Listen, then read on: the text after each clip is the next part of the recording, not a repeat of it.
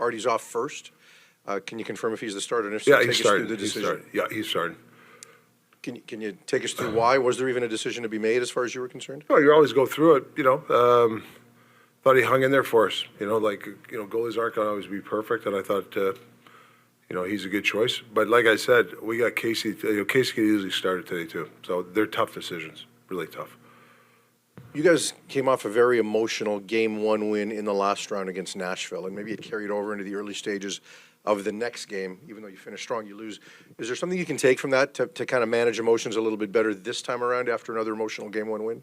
Well, that's experience, being able to turn your brain off after. I mean, obviously it's a great win, but then turn your brain off, spend the day with family, relax, and then cranking your brain back up. That's hard to do, and that's where experience comes in.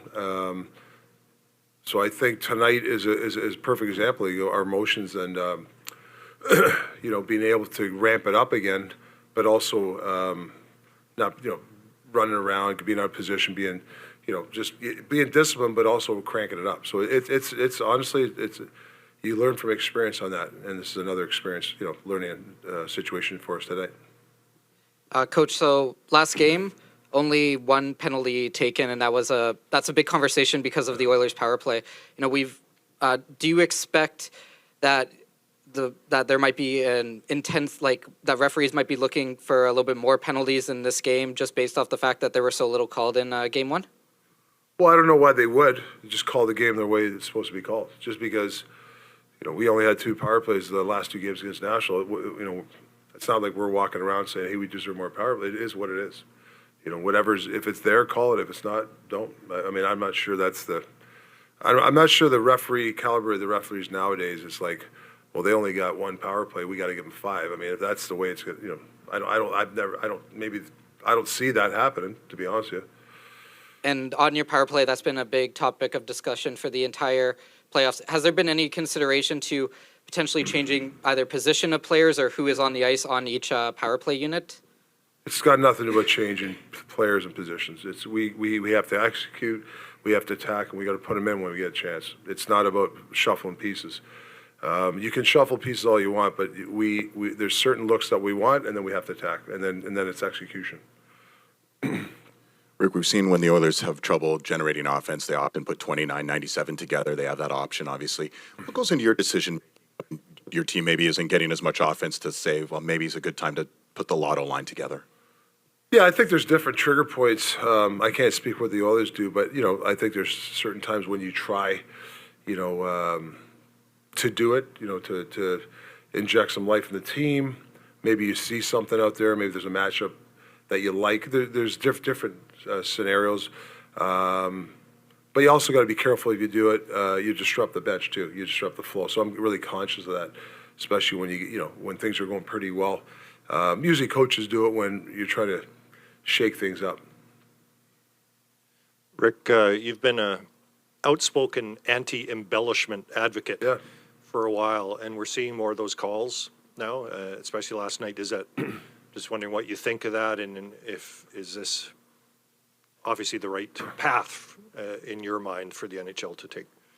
Well, I think it's a bad look. It's I love soccer. As people talk about the soccer, it's just you got to stamp it out. Whether it's, I don't think $1,000 fine or anything helps. I think it's responsible of your coaches to obviously if they're going to call it, then I think it should be a strategy, I guess. But I have a tough time telling guys to fake stuff. I really do, and I think it's important because I remember playing when I played. There were certain guys that would embellish, and back in the day, and I know some of the old style refs back then, they would just say, I'm not going to call a penalty on that guy again. I like that.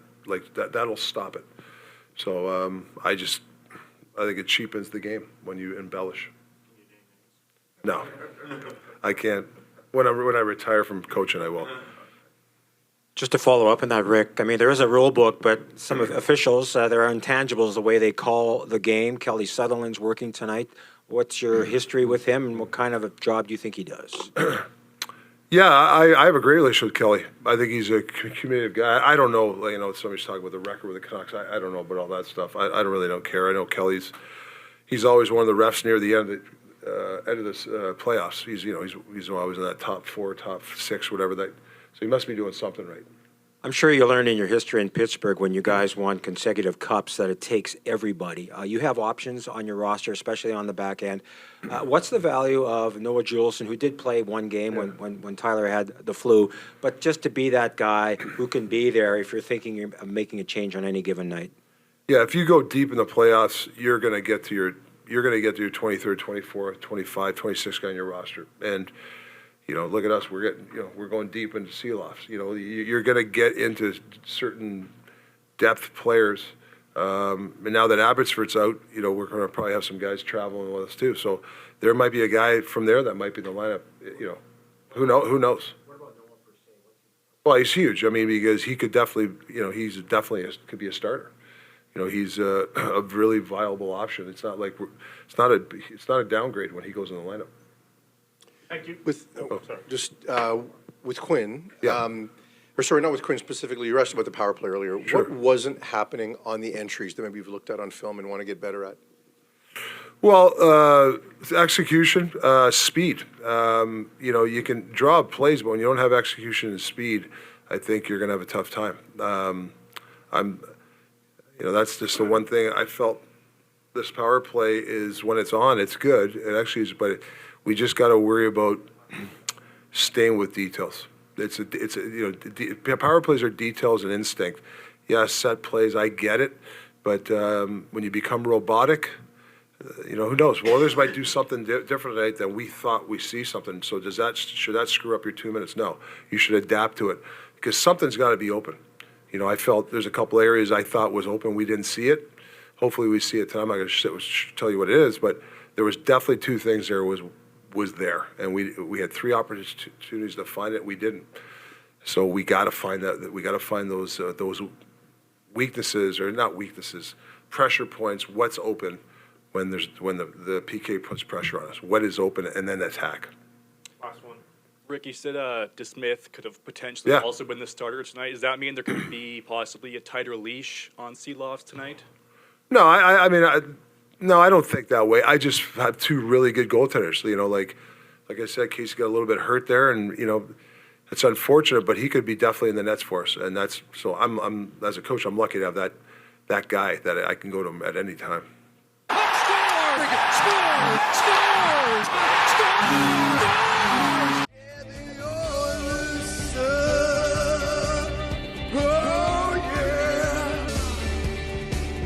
Leafs Nation.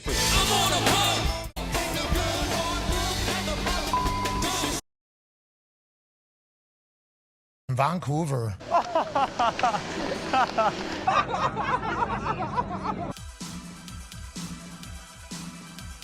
Generational talent. Thanks for liking the video and subscribing.